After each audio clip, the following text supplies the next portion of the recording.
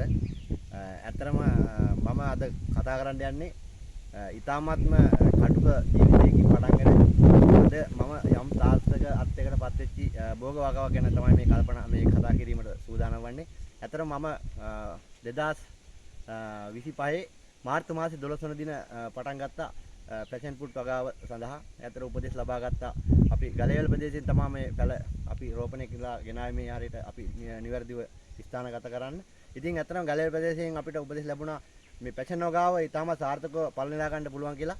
අපි මේ නෙලා ගන්න පළ අපිට වෙළඳපොළට ලොකු මිලකට සපයන්න පුළුවන්. ඇත්තටම මම මේකේ එක මුරයක් වෙළඳපොළට දැන් දීලා තියෙනවා. ඇත්තටම මේක ලොකු මේව එකක්. ඇත්තටම අපිටත් ලොකු සතුටක් දැන් මේ පැෂන් වගාව මම පැල 100කින් තමයි පටන් ගත්තේ.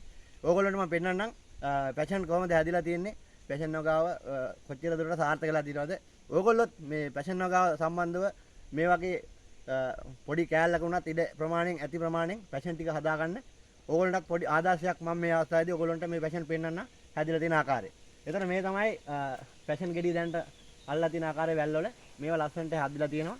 එතකොට මේ පැෂන් ගෙඩි මේ වගේ මේ යට තියෙන මල වැටෙනවම ඇත්තටම මේ කඩා ගන්න අපිට උපදෙස් දීලා තිනවා වෙළඳ මහතුන් විසින්. එතකොට මේ ගෙඩිය අපිට කහ පාට වෙන්න ඕනේ නැහැ කඩන්න. ඉතින් මේ ගෙඩිය තව මේ ලොකු වෙලා තිනවා. හොඳ බර තියෙනවා ග්‍රෑම් ගාන. ඉතින් මේ වෙළඳ මහතුන්ගේ උපදෙස් පරිදි තමයි අපි මේවා වෙළඳ පොළට දෙන්නේ. ඒගොල්ලෝ අපෙන් ගණුම්කරු ගොඩක් ඉන්නවා ගන්න. ඉතින් ඒ වගේ ගෙඩි ගොඩක් මේ අල්ලලා තිනවා. මේ විදිහට තමයි මගේ වගාව සාර්ථකව පැවැත්වෙන්නේ මේ ආකාරයට. ඔයගොල්ලන්ට පෙන්නනම් ඉස්සරහට යනකොට පෙන්නන්නම් මේ තව වැල් මේ විදිහට තමයි කඩගෙන තියෙන්නේ භෝග වගාව. එන්න යන්න පෙන්නන්න මෙහෙට.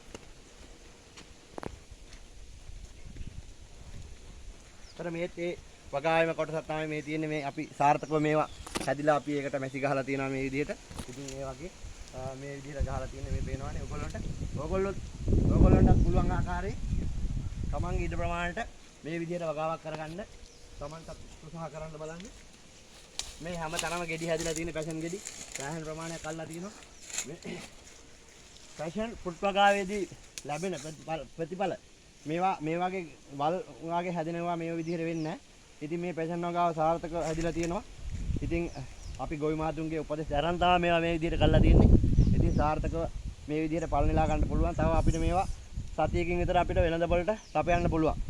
එන්න තව පෙන්නන්න මේ ගෙඩි හැදිලා තියෙන ආකාරය. ඉතින් මේ බලන්න මේ ලස්සනට මේ ගෙඩි මේ විදිහට අල්ලලා තියෙනවා. එතකොට ඕගොල්ලන්ට පෙන්වන්න පුළුවන් මේ පැත්තෙන් නේ. ඉතාලම සාර්ථකව මේ පැෂන් වගාව ලස්සනට සාර්ථක වෙලා තියෙනවා. ඕගොල්ලොත් බලන්න. ඇත්තටම ඕගොල්ලන්ට පුළුවන් නම් ගෙදර ඉන්න ගමන් මේ වගේ යම්කිසි පැෂන් වගාවක් කරන්න.